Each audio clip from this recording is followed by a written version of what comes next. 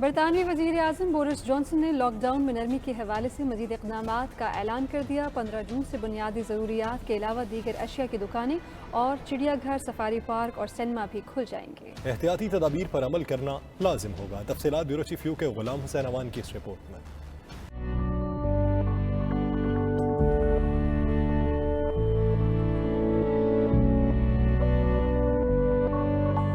برطانیہ میں گزشتہ 24 گھنٹوں کے دوران مزید 245 افراد ہلاک ہو گئے، جس کے سبب مجموعی ہلاکتوں کی تعداد 41,128 ہو گئی۔ ہلاکتوں کے باوجود برطانوی حکومت نے لاک ڈاؤن میں مزید نرمی کر دی۔ وزیر اعظم بورس جانسن کا کہنا ہے کہ حکومت نے لاک ڈاؤن میں نرمی کرنے کے لیے جو 5 ٹیسٹ مقرر کیے تھے، ان کے مثبت نتائج کے بعد مزید تبدیلیاں کی جا رہی ہیں۔